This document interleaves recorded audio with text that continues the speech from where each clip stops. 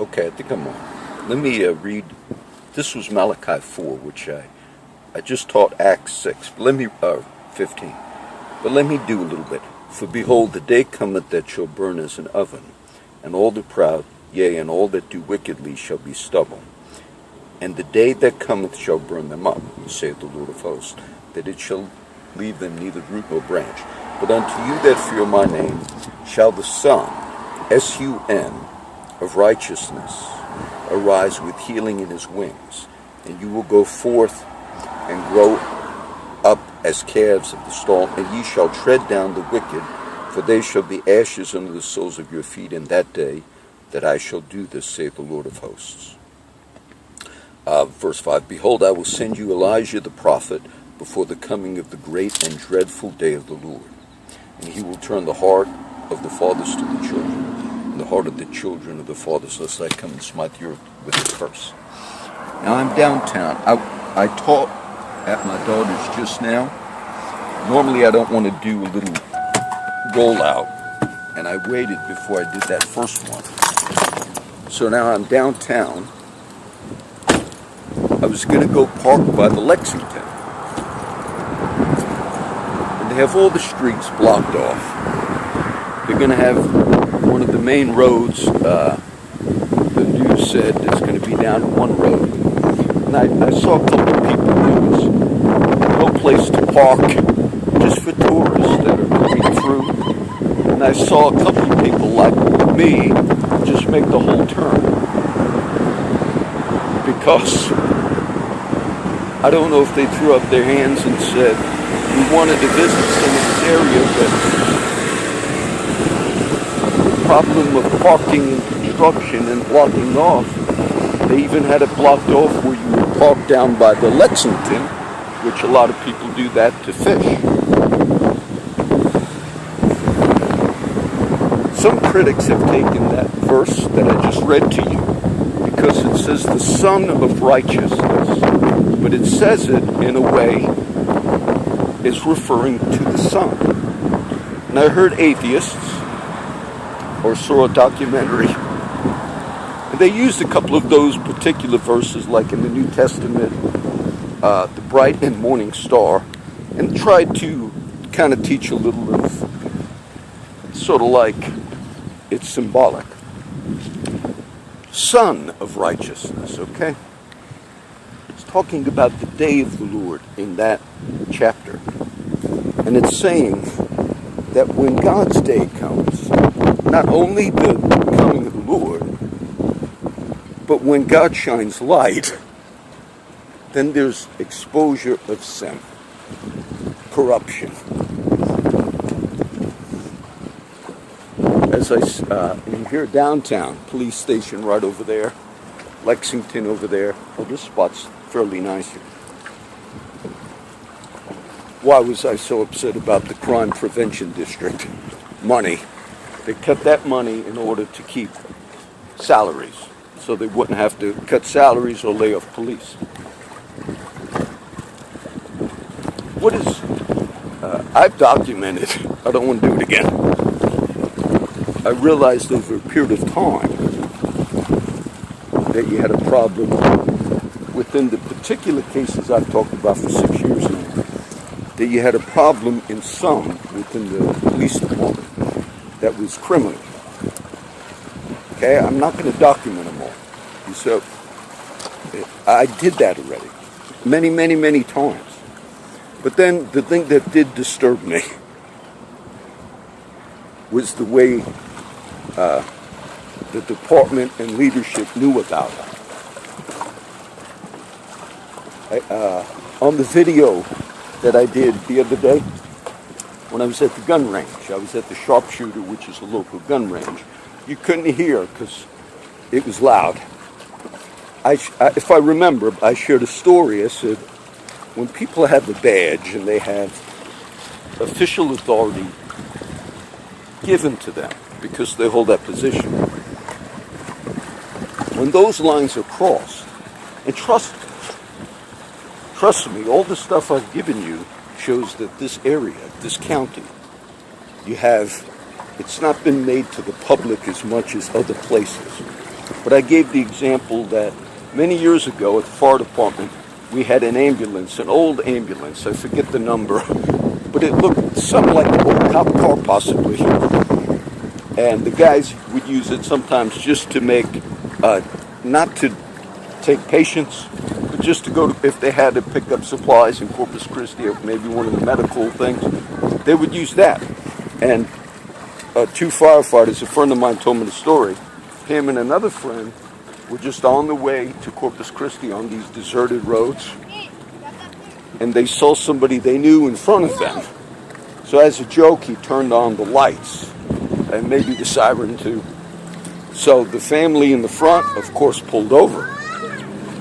And then my friend got out, who knew the guy, and went up to him like, hey, what's up? And the guy was mad. My other friend told me the guy was mad. He was mad because, even as a joke, they had the authority. Oh, no, I used to catch them, but I'm not sure if you'll find any right around here. I know. Like the hermit crabs. You want to say hi? I'm doing a Christian video. Hi. Hi, Pete. Oh, hermit crabs. You know what, guys? I see a lot of hermit crabs, but you've got to go to the other side, which is called North Beach, and they're all over. It's on the other. Can't go by yourselves, but you'd have to tell your mom and dad to go to North Beach, which is on the other side of the bridge, and they're hermit. Over here? Oh, I'm not sure. Yes. You might find cute kids. Is it deep right here? Yes, yes. I wouldn't get close, kids. I would stay away from that.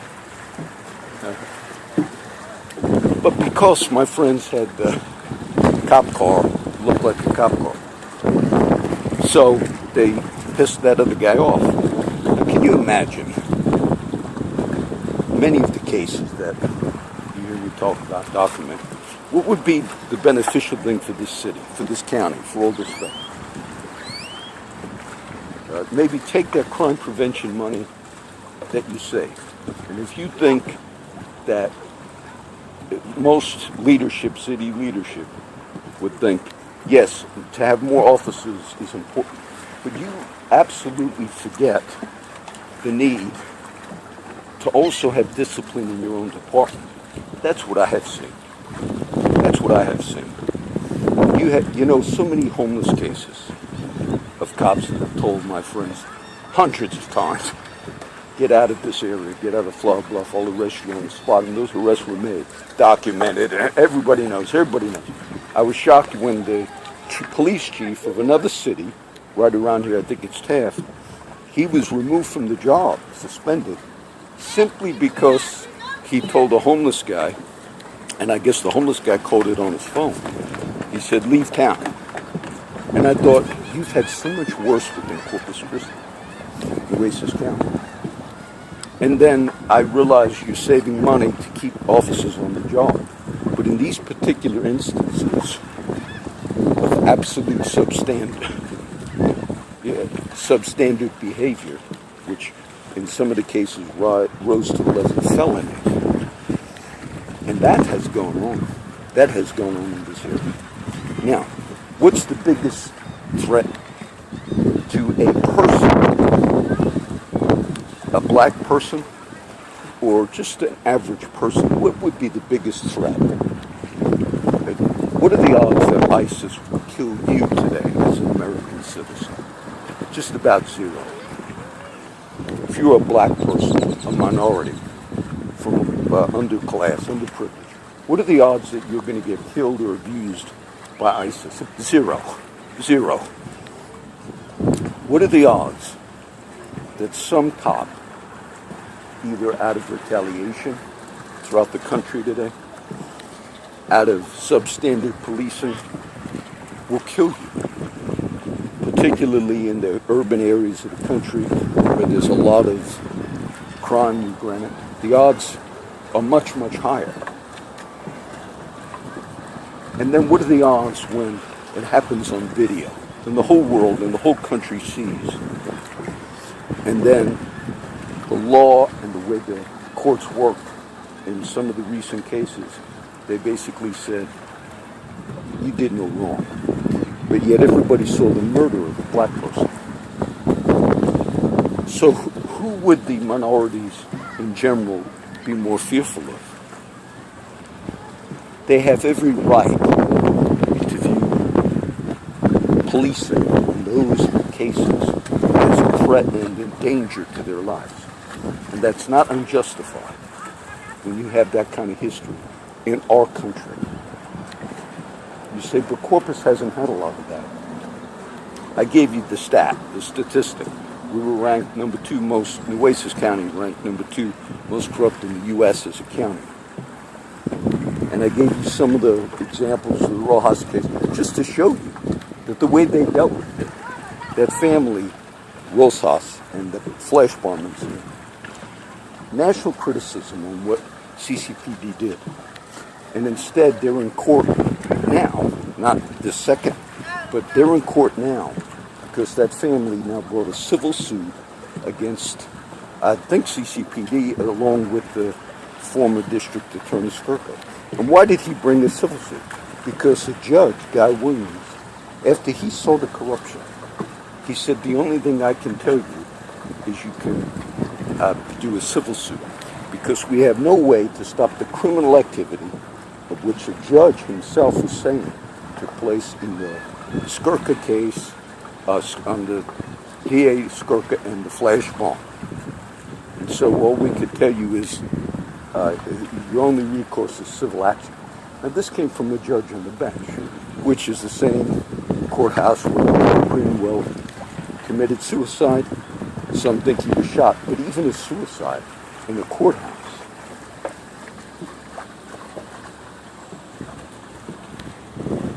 So when the son of righteousness, okay? So when you speak out, and what is the history of people that speak out? They go after people with no, not even hiding it. Not even hiding it. And they don't recognize that they let that go on for so long out here. The city does have potential. But people in the know, they see all these things. Not just my videos. They see the national statistic, the ranking. It was done among lawyers. But they had no bone to pick with the city. They recognized that there was corruption. So the little drive I took, sure enough, they had the streets blocked for whatever they're going to cut. There's such mismanagement. When you have mismanagement in things like streets and roads or whatever, you try to fix it. When you have that within the department, in those particular cases, you have deputized people to go out and terrorize in particular instances. The odds of ISIS killing me today are about 0. But a cop could pull me over and say, do you have a gun? And I don't. But he might misunderstand that. And then say, well, let me see your license. And then he could lie on video and shoot 7 times into a vehicle with a young kid in the back. And then all that could be brought into the public. So no, this might be the last one. I wanted you to see that it's a function of us in all areas to shine light, okay? The Son of Righteousness is talking about the day of the Lord when the church and the people of God, they speak truth. Look, back in New York, back in the day, they used to have what was called the guardian angels. And it was kind of a famous, they weren't policing police, but they were like a civilian, policing. Now, what do we need in the country? How are the cops policed? If they cross the line in crime and felonies and harassment, how do they maintain that when they have the history of that? They're being funded. They're being funded. Money that they cut back from the crime prevention district to keep that particular element on the job, because they do not deal with that element. They let that element just continue.